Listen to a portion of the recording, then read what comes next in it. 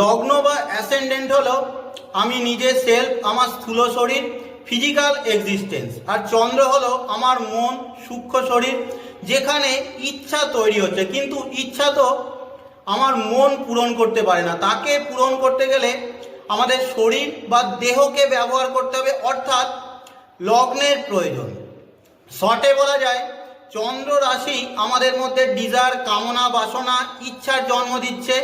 হতে পারে কারোর ক্ষেত্রে ডিজায়ার টাকা পয়সা, কারোর জন্য মান সম্মান, পদ প্রতিষ্ঠা, কারোর জন্য জ্ঞান, কারোর ক্ষেত্রে ভোগ, কারোর ক্ষেত্রে স্পিরিচুয়াল গ্রোথ। আর লগ্ন রাশি ইচ্ছাকে পূরণ করার জন্য আমাদের মধ্যে পরিশ্রম, এফোর্ট, যোগ্যতাকে নির্দেশ করে।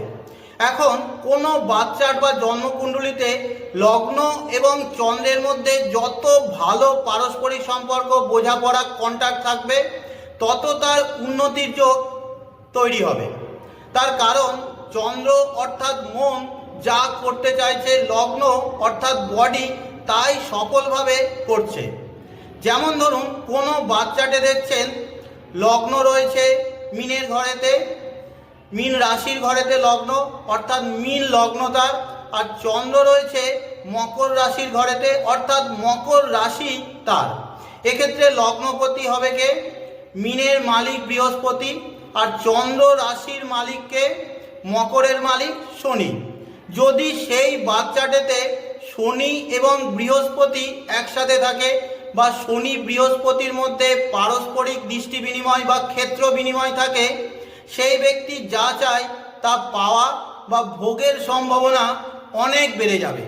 তবে এই নিয়মে একটা বিশেষ কন্ডিশন আসবে, যখন লগ্ন এবং চন্দ্র একই ঘরে থাকবে, অর্থাৎ কুম্ভ লগ্ন, কুম্ভই যদি রাশি হয়ে যায়, অর্থাৎ কুম্ভতেই তার চন্দ্র থাকে।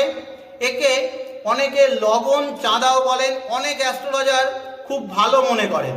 তবে জ্যোতিষের বিভিন্ন প্রাচীন গ্রন্থে এই লগন চাঁদাকে, অর্থাৎ লগ্নচন্দ্র একসাথে বসে থাকাকে খুব একটা ভালো বলা হয় না। লগ্নচন্দ্র একসাথে থাকলে মানসিক স্ট্রেস, মানসিক বিকার, নিজের ভুলে ক্ষতির সম্ভাবনা অনেক বেড়ে যায়। তবে তিনটে রাশি মেষ, বৃষ আর কর্কটে যদি লগ্নচন্দ্র একসাথে থাকে তেমন ক্ষতিকর প্রভাব ফেলে না।